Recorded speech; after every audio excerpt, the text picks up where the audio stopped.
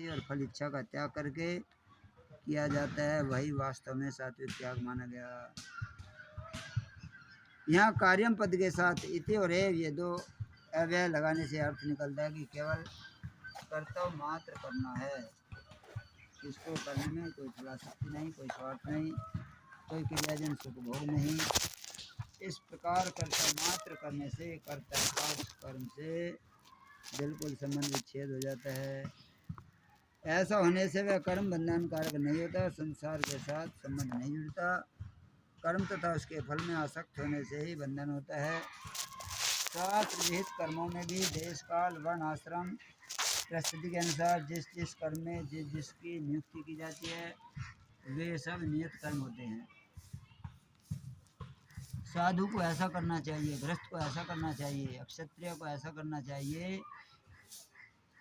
उन कर्मों को प्रमाद, आलस्य, उपेक्षा, उदासीनता आदि दोषों से बिल्कुल रहित होकर तत्परता और उत्साहपूर्वक करना चाहिए। सम के त्याग का अर्थ है कि कर्म करने के औजार आदि में आसक्ति, प्रियता, ममता ना हो। और फल के त्याग का अर्थ है कि कर्म के परिणाम के साथ संबंध ना हो। कर्म का परिणाम क्या होगा, फल की इच्छा ना हो। इन दोनों लगे रहो काम में। हाँ, जो काम करना है। जब हम बेहद राग पूर्वक अपना खेती बाड़ी का काम करें, भूख प्यास भी नहीं देखते, डूबना देखते कि टाइम हो रहा और तेरी अंधेरा हो गया, लग रही काम पे, और निमट जा और निमट जा, और राग के कारण। तो यो राग तो भक्ति में होना चाहिए। यदि यो राग नहीं फिर जो प्रेम हो जाएगा। हाँ, प्रेम जौन सा यहाँ राग हो रहा वो प्रेम में वो वहाँ प्रेम हो जाएगा। क्योंकि यहाँ भी भूख प्यास का ध्यान नहीं, समय का ध्यान नहीं, शारीरिक क्लेश का भी ध्यान नहीं। कैसे भी करके कुकर भी ताल लो, बैठ के कर रहे, पाँव दुखा लगे तो पाँव फैला लिए जुड़ कर रहे। और तो राग है इसका मतलब। तने भी कर क्या अनुभव में खेत में पाँव फला फूलू का या तो निबंधों कर रखा नहीं अनुभव हो ही जा संसार में। ये तो ये सब यही बता रहे, इन्होंने कहाँ करे होंगे, शास्त्र में आ रही है। तो कदी ना कदी हो सके गुरु जी ने भी कराओ है नहीं है जी है। ये जरूरी ना कि हर कर्म का हम मतलब अनुभव प्रत्यक्ष ही करें। हाँ थोड़ी है जी, उन्होंने भी सुना ऐसी है जिनको सब कह रहे तो हम भी उसी सत्यता से मान ले जैसे सब कह रहे हैं। हाँ बात तो सही है इनकी जो इसमें बता रही भाई, भूख प्यास भी सब खत्म हो जा और पाँव दुख लगे तो पाँव फैला ले, वो कर ले। मेरा तो अनुभव है भाई।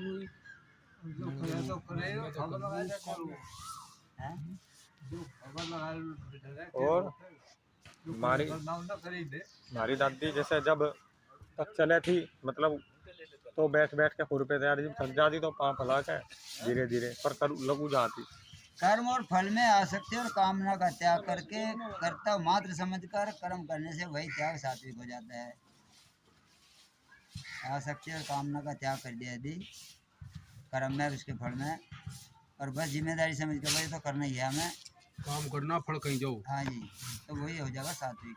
हमने फल वल तो ना लेना, हमने तो अपना कर्तव्य निभाना। राजस त्याग में काया क्लेश के भय से, तामस त्याग में मोहपूर्वक कर्मों का स्वरूप से त्याग किया जाता है। लेकिन सात्विक त्याग में कर्मों का स्वरूप से त्याग नहीं होता, बल्कि कर्मों को सावधानी तत्परता से विधिपूर्वक निष्काम भाव से किया जाता है।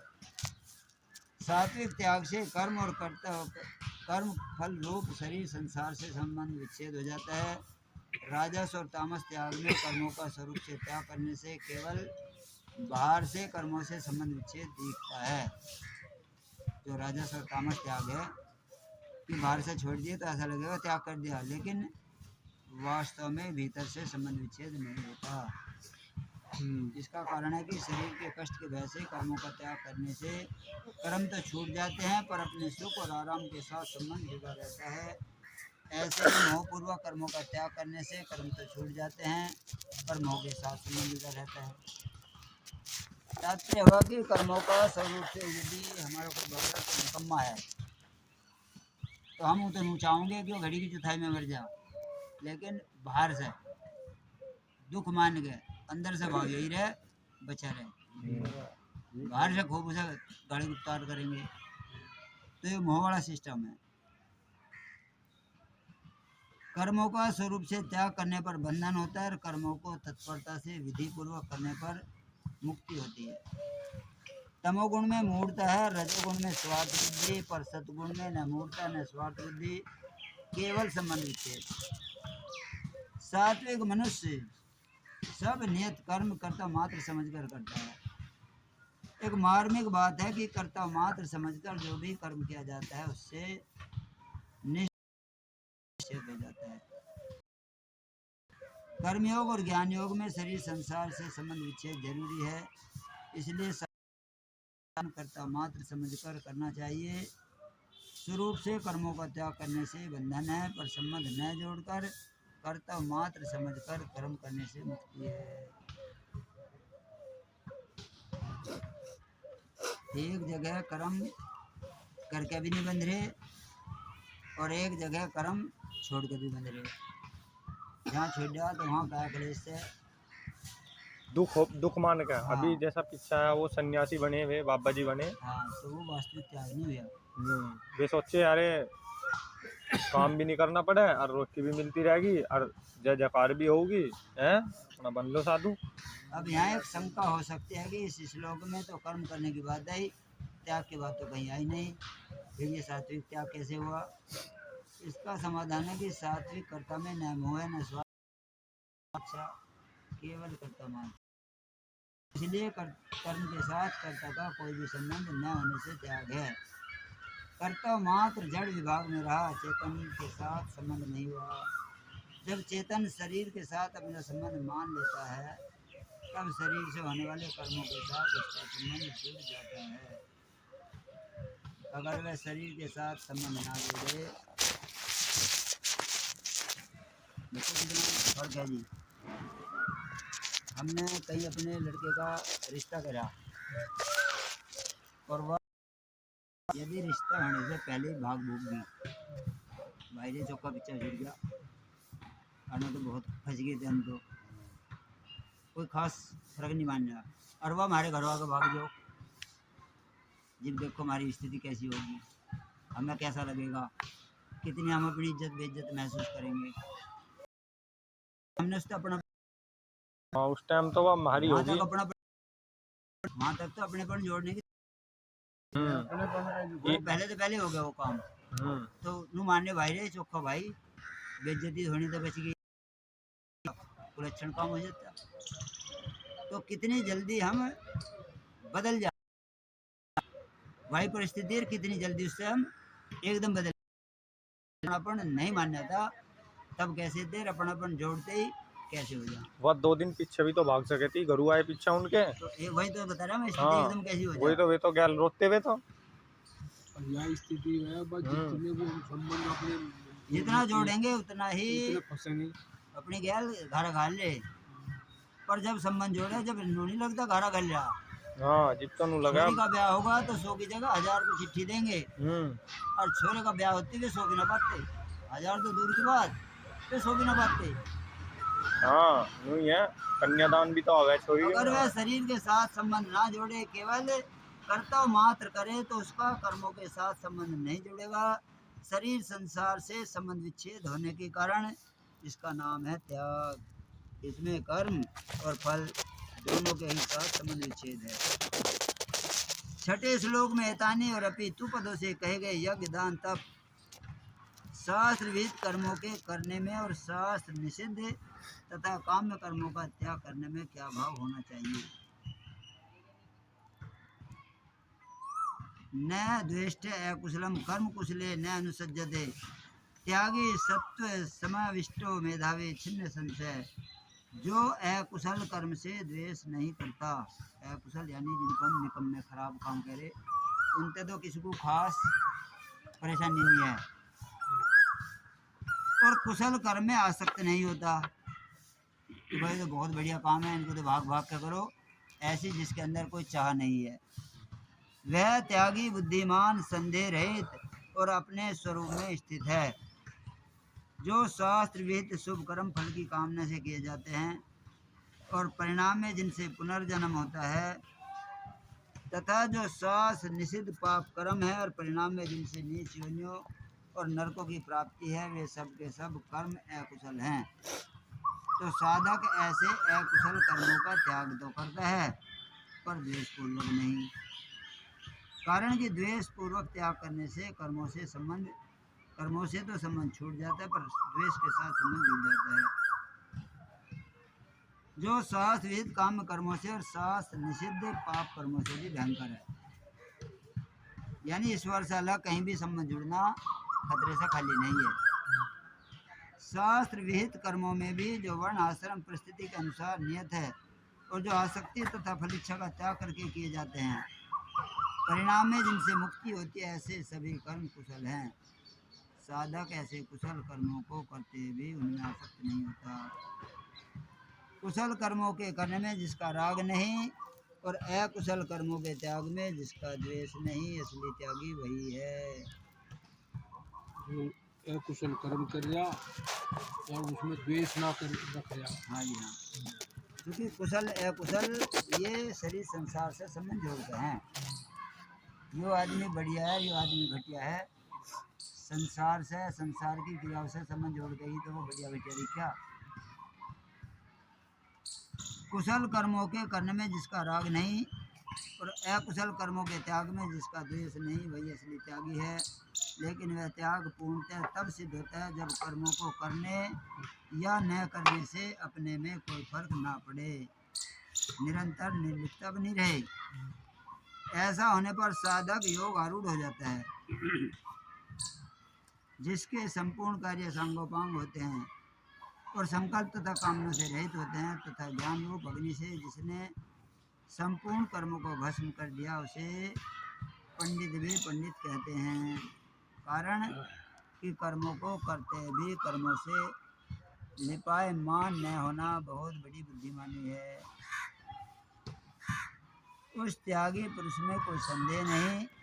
तत्व में अभिन्न भाव से स्थित रहने के कारण उसमें किसी तरह का संदेह रहने की कोई संभावना नहीं रहती। संदेह वहाँ होता है जहाँ ज्ञान अधूरा हो, यानी कुछ जानते हो और कुछ ना जानते हो। अधूरे ज्ञान को ही अज्ञान कहा गया। आसक्ति आदि का त्याग होने से उसकी अपने स्वरूप में चिन्मयता में स्थिति अपने आप हो जाती है। इस श्लोक का तात्पर्य राग द्वेष का त्याग करने में है। कर्म तो करो या ना करो, लेकिन राग द्वेष नहीं रहना चाहिए। मनुष्य का स्वभाव है कि वह राग पूर्वक ग्रहण और द्वेष पूर्वक त्याग करता है। किसी काम को करेगा तो राग कर लेगा और छोड़ देगा तो द्वेष कर लगा। वही गलत है, राग द्वेष। राग पूर्वक तो ग्रहण और द्वेष पूर्वक त्याग नहीं होना चाहिए। किसी व्यक्ति से यदि हम संबंध जोड़ेंगे तो राग से जोड़ेंगे, और जब संबंध हटाओगे तो द्वेष से हटाओगे, जबकि नॉर्मल भाव से ही हमारा उससे संबंध विच्छेद हो जाना चाहिए। यदि किसी से हमारे विचार नहीं मिले, ठीक है भाई, तो लेकिन देखते ही अंदर का सिस्टम एकदम बदल गया। वो बहुत याद आ गया, मेरी ज्ञान में किया था।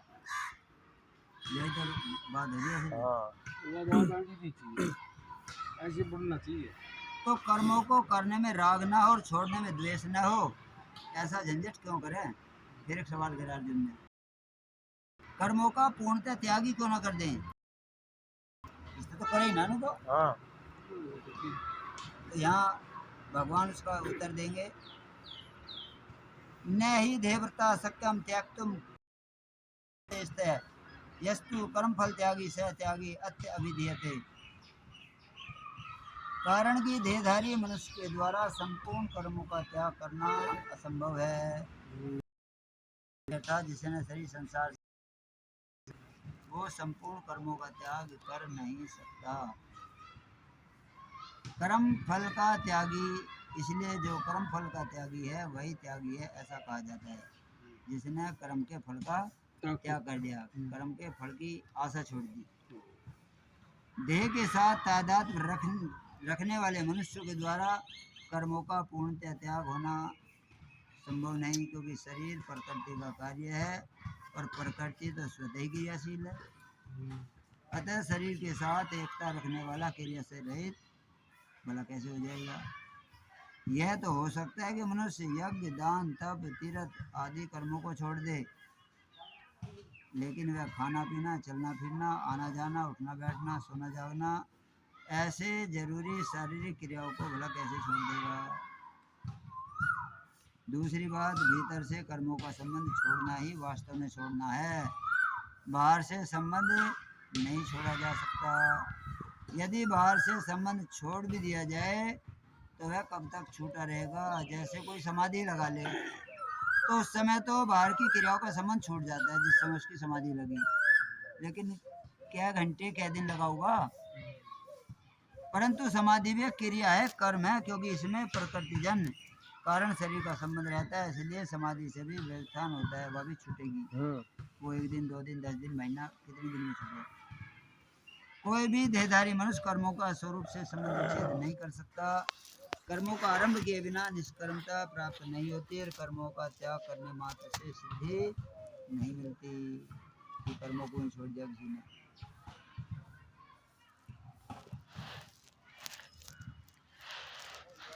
पुरुष सदा निर्विकार एक रस रहने वाला है, लेकिन प्रकृति विकारी और सदा परिवर्तन। जिसमें अच्छी रीति से क्रियाशीलता हो उसी को तो प्रकृति कहा गया। प्रकृति एक क्षण भी अक्रिय नहीं रह सकती और पुरुष एक क्षण भी क्रियाशील नहीं हो सकता। लेकिन हम कुछ उल्टा ही मानते हैं कि प्रकृति जो कुछ ना करती हो वह प्रकृति है और सब कुछ करने वाला पुरुष है। हम अपने आप को कुछ करने वाला मानते हैं तो पुरुष में ले लेंगे, और जो कुछ नहीं करते इनको कि हम जड़ हैं तो कुछ नहीं करते। तो यहाँ बताया कि जो जड़ है, जो प्रकृति है, वह सदा क्रियाशील रहेगी।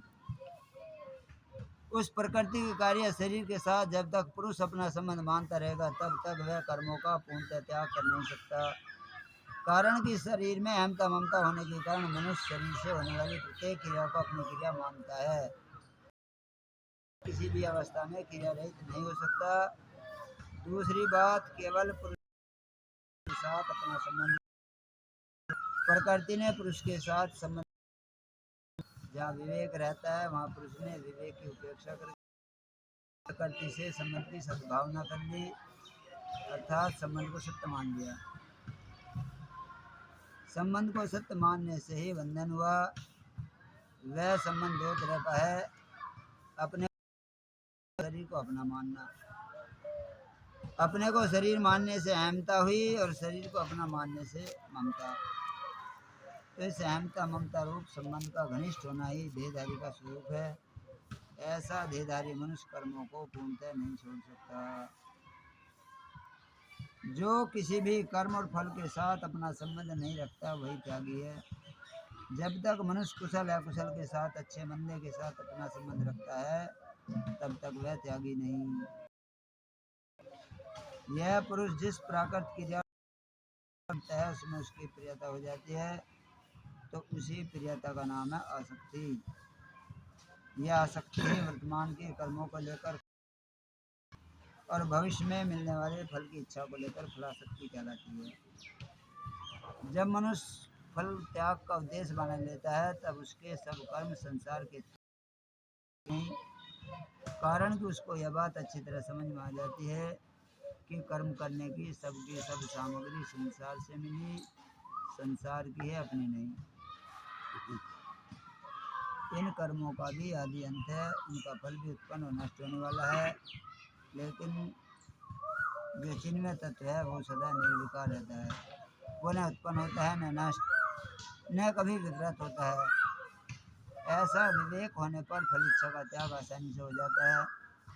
फल त्याग करने में उस विवेकी मनुष्य में कभी अभिमान नहीं आता, क्योंकि कर्म और उसका फल दोनों ही अपने से प्रतिक्षण युक्त हो रहे हैं।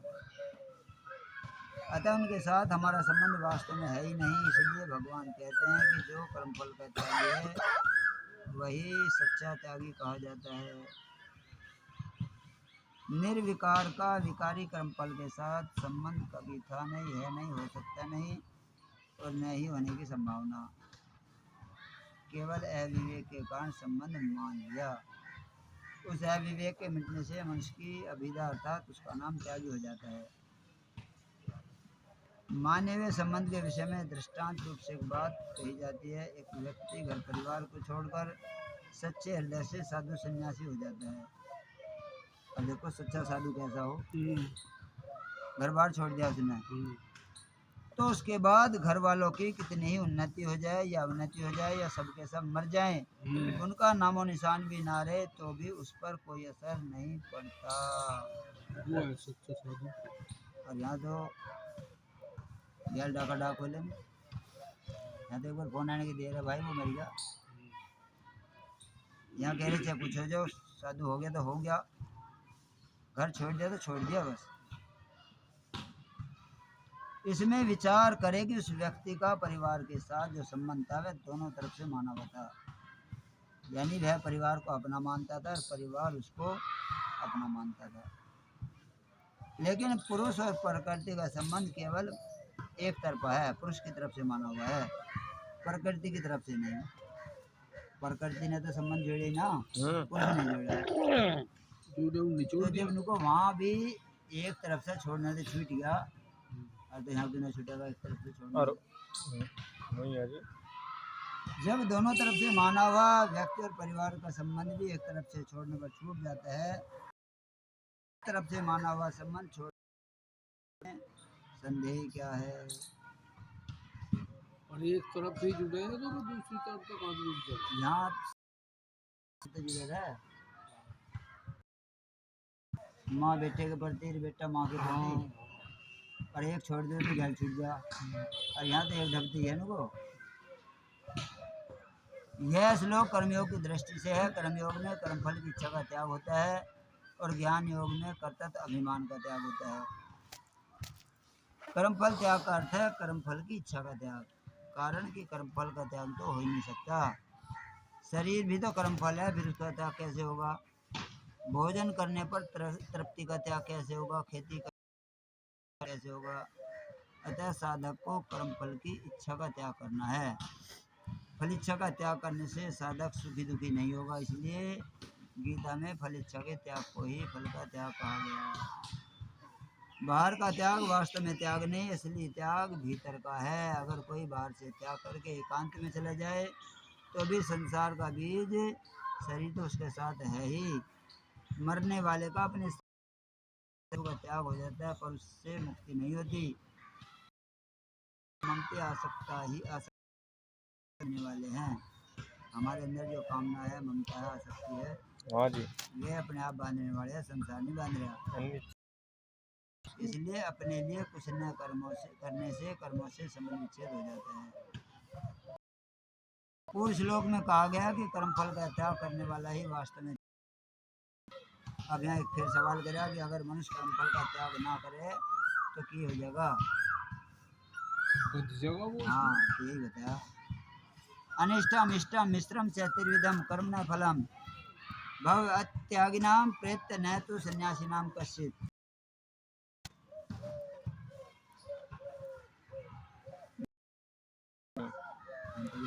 कर लिए 11वां है जी, 11वां 18वें का 18वें अध्याय का 12वां।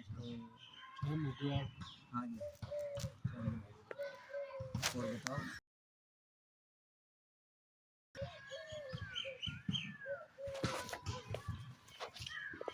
ले लो मुंतु।